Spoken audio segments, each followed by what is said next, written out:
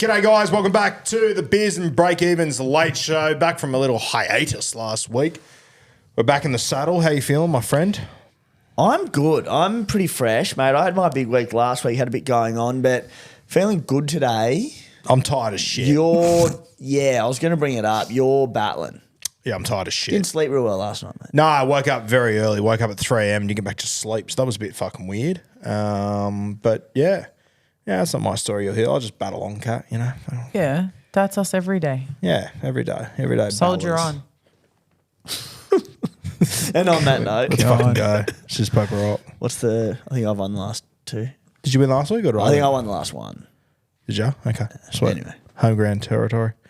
Scissor, paper, rock. Fuck. See you in the morning. Take her away. So shit. All right, so Rue to answer first. Yep. Okay. From Kevin Miles, is it a good idea to move towards final team now if it leaves 9 or 10 players for the bye? What the fuck does that mean? Is it a good idea to move towards final team? What does that mean? He's asking, does he sacrifice not having 13 players next week to make moves to his final team, a.k.a. a Zach Lomax? If it leaves 9 or 10, right, okay. You have you are 17 delusional. seconds. Yeah. That's a strong start. Hey, it's my turn. Shut up. I still think you need to have at least 11 for this round. I think 9's really pushing it. But I do think the 8 weeks after that's going to be more important. But you're glad you asked me that. Yeah, I see what he's saying. Look, Kevin, unless he's really low on trades, I'm saying sub like 12, maybe you can change your tune a little bit. But there are guys who you can keep in your team longer term or like impact your team on the run home that you can trade in this week, like Jacob Kiraz at the moment. Yep. He'll cover this week and next week, barring injuries to the Blues camp. Karapani, and he can sort of tick a few boxes. So I see what he's saying, and I reckon he's looking at someone like Zach Lomax or maybe Val Holmes, but I think I'm with you, Roo. A couple more numbers for next week, and you can sort of tick 2 boxes as you go. 9 is heaps unders. I love when you end your sentence right on the alarm.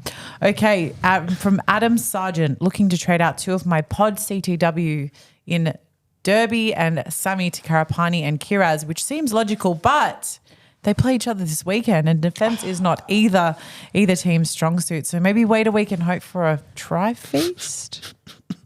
Timmy? That's me. I wish Guru had this first because I just saw his head explode trying to make sense of it. So what he's Where getting can I at, buy the second novel, Adam? he's a good man, Adam Sargent, but he's basically saying, Rob Darby and Phil Sammy underperforming, but he's looking at that Cowboys-Titans matchup, and it's a dream Supercoach matchup. There should be points galore.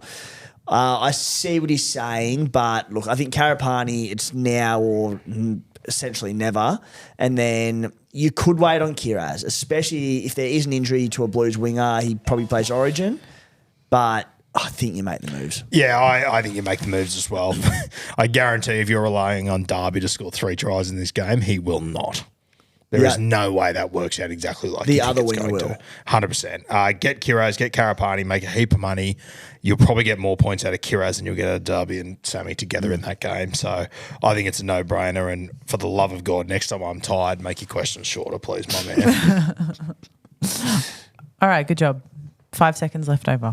Lovely. From Mitch Kelly. Mitchie! Mitch My Kelly, man. your man, apparently. Big fan. Is Teddy, I wonder if he's related to the other Kelly. The Ned. other Kelly or Albert. All the Kellys. Did you say Ned? Could be a descendant of Ned Kelly. I was 100% talking about the Kelly in rugby league. But anyway, Mitch Kelly wants to know, is Teddy a must? I think Teddy is a must for the run home. I think he'll go very close to a Dally M medal this year. He's flying. I think he's just pulling the right reins for the Roosters consistently. So, yeah, I do think Teddy is a must personally. You're dead set if he Dally M's this year. Like 1 vote off doing it 3 years in a row or 3 years out of 4 years. Yeah, I think he's come second 3 times. Yeah, him and Jerome came down to that like last round last year. Yeah. Yeah, it was hectic. Yeah, you got to get him. I think he came second to Nico as well. He's an absolutely phenomenal. Just go fuck myself, that's fine. It's not your turn. Completely fucking ignored. I'm trying to answer his question. He has 9 seconds. Completely ignored her. So. Teddy is a must. The Roosters buys are done. Playing for the rest of the season. Yeah, lock him in. I'm getting him. From Nick. Do you not own him? No. That's why I'm ranked 30,000. That explains so much. Who are your fullbacks? Well, I've had Ponga. Still? What? You've still got KP? I don't even remember. Let me check who I have. I have Ponga and Pappenhausen. And who else? Who's in your flex?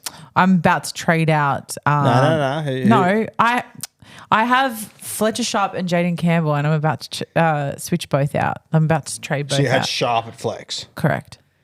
You went double Newcastle flex fullback. Well, no, Sharp was in my CTWs. I had Ponga in my flex for ages. So who was your other fullback? Pappy and Ponga. Pappy Ponga, and then Sharp in flex. so Sharp was in flex, not CTW. Right. No, I don't actually remember how I put my team together. Ask the question. Let's do the damn This thing. was really me? painful. Who do you reckon has more Supercoach changes currently? Kalen Ponga or Alex Safer? Move on. Ponga has 22. From Nick with an H, should CTW be split into centres and wingers? I think it's Nish. Nish. Is it me? It's me. Great question. I don't think so. I think it's too grey, and I think we see centres and wingers switch position way too often. Yep. So I just think it blurs. I think you're going to have, like, especially Supercoach has dual positions. So 3/4 of them will be dual CT-dub wing. So you just wouldn't be able to really own just a winger or just a centre. I don't think so. I think it's too much of a crossover. I tend to agree. There is another example of this I'd like to see. Is that maybe a topic for next week, Timbo? I know what you're going to say. Forwards. Yeah. 5 games next week, shortened round. So let's talk about it next week. That'll be a good talking I think point. it will be too. But centres and wings, I agree with you. I think that they're too similar. I think it'll just get too messy. Yeah. Personally. So, yeah. I like the thought, though. I do like the thought. It's good thinking. Okay, thank thoughts. you, Nish. From Will, is Karapani worth the risk? Is this me? Yes.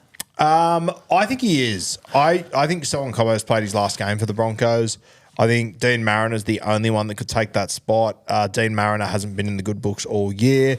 I think when you look at the back line he has got with, Staggs, with Shibasaki, I think he likes big bodies out there. He did the same thing in Origin last year. The players that he picked, all big bodies that could handle themselves. Karapani's been a gun at South Sydney for years. I don't know how he left, but he did. I think he holds on to the spot. I see the sentiment. Like, there is some risk, but look, if he comes out and has an absolute barrier and gets dropped, as I said, I think Selwyn Cobbo sounds like he's sort of, I think he's 1 foot out the door. Yeah, sounds that way. Dean Marin, he's had his defensive issues. Karapani's had 2 really good games. If he gets 55 this week, he makes 110K. And then if he gets dropped, it's like, all right, worst case you make 80 to 100K sort of thing. That's worst case. Best case is you've got a season keeper. So I think it's absolutely one worth taking. I also think if he has a shocker this week, like his record is 3 games, 4 tries, 2 wins. I think he gets 2 weeks. Yeah, I think it'll At be worst. sweet. Yeah. Yeah. All right, you ready? Yeah. From Jeff, is Bradman Best a decent pod? Shout 72 average this season. He's freaking flying, and I think he won in that game on the weekend almost single-handedly. He basically did win it for him single-handedly on 2 plays. Yeah. He's so good. He just gets injured so often. Like 116 on the weekend with 46 in base. He bases around 40 every year. Add his power to that. Like, I just hate their draw. It's disgusting. Yeah. Raiders, bye. Storm, Warriors, Raiders, bye. It could not be worse. Yeah, that draw's so bad the buys look appealing. Raiders twice in 4 weeks. Melbourne Warriors. Yeah, no thanks. I love Bradman Best. He's doing great things, but I can't do it. I will say one thing. 3 games on the trot in Newcastle, and the Melbourne game he does go at that right edge. So I'm not doing it, but if you're trying to make a case, there it is. Sure. Round 19, KP probably won't be there. He won't back up, you'd have to think. Yeah, whether that changes much, I don't know. Yeah, that's true. But I mean, Fletcher Sharp's not there, so who the fuck's going to play fullback? Yeah. Yeah, no thanks. Okay. From Maddie, the water boy. Just kidding, just from Maddie. Are we sleeping on Jacob Preston? Me or you? You. Are we sleeping on Jacob Preston? I think in general we're always sleeping on that Jacob lounge? Preston a little bit. I'm fucking close. Closer than I should be, let me tell you. Scores are pretty damn good. Last few games, 122, 70, 88, 62, 92, 52 on return. Yeah, I don't mind it. He has scored a try those last, 3 weeks in a row. I just think there's other guys that I want more personally. He's getting Galvin on that edge as well, so things change a little bit there. I'm okay without him. I do think we're sleeping on him. Like, I've gone kick out this week, so I don't want to double Doggy's back rower, but I do. Like, he's averaging 72, and yeah, he's scoring tries, but he's a bloody good footballer. He runs a great line. I do think the potential injection of, well, it will be at some point in the game, Lockie Galvin, how does that impact him? Galvin had a great combination with Fino. It was on the left, though, so does that change much? I think he's a good buy for what it's worth as a super pod, but I like the upside of kick out more. All done with these buys now. Last question. It's an interesting one. Okay. Who would like to answer it first? I'll go. All right. One player you want to own but haven't justified getting. Yeah. So, and we're looking at this from a perspective of not necessarily a gun. So, obviously I want Herbie, but I haven't got him and da-da-da. But... You don't have him? Oh, my God. Go to bed. Don't tempt me with a good time. But the player that... We're looking at players who aren't actually going that well. I have always, for about the last 3 years, wanted to own Moses Suli. This year, he's actually been poor, but the 2 years prior, he was fantastic in actual NRL, and he was punching out like 35 to 40 base, busting tackles, offloading, but no attack would come, and I've never been able to justify getting him for good reason, and it's been a good decision, but I've always wanted to own him, but Roo, every time... Last year, the Dragons went to the opposite side that he was on. Yeah. This year, Val arrives. They're going to the Val side, the opposite of what Suli's on. He's just never in the position to get good ball for him. Yeah, I've got in my draft team. It's been a clusterfuck this year. It's been very, very hard to watch. When I read the question, I didn't get the memo about they weren't meant to be a good player. Nwanga Tuase is the one for me. I've traded him in like 3 times on Thursday and had to trade him out Friday. It's just fucking haunted me. I've got him in draft, so I've enjoyed that. But yeah, I don't think I ever own him. I just don't think it's going to happen for me. The only way it'd happen is if he ended up switching edges because Val was injured. He was so much better on the left. Anyway, that's for another night. How you going over there, mate? I'm doing fine, yeah. You're in awesome. I thought we were talking about Nwanga Tuase. Oh, sorry. Yeah, I'm tired. So ironic. So I was just thinking all things. I told you I wanted Suli. He was in my head. Fuck, I do some weird shit for Suli to go good. Who are you talking about, Kat? Mine would be, I'm going to change the definition a little bit. I don't think he's done badly. I just think he's done badly. Well, no one's done the same definition yet. That's fine. That's true. It's Lehigh Hopewade, and it's because when I did actually finally buy him, he lasted all of 3 minutes and got an HIA and was off and then was out for a week. So it was more like poor timing. Wow, the camera wasn't even on me the whole time. Who was it on? I think it was on you. Thank you. Mad.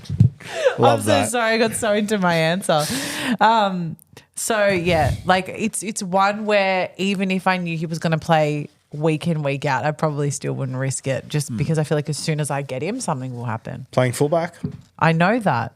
And I have a space for a fullback. Yeah, you could do much worse. Drew, any final thoughts on Moses Suli? No, it's really hurt me this year. I thought he was a really good draft pick. I drafted him sitting over there. I thought value. Yeah, nah. It's been a shit fight. Sucks, but he's too good to drop to. Anyway, yeah. It's been a pleasure as always. It's been a long day here in the studio. You go home and rest up. Bro. I need to go home and rest. I got to walk home. I'll go home and get a massage from Karen you for the last 2 hours. I thought you were going to say I'm going to get a massage from Karen. I was like, Me too. okay. I was like, who's Karen? Okay. Shout out Karen. Wild. We done? Next week is not Origin. Never mind. We'll see you next week. Same time, normal time.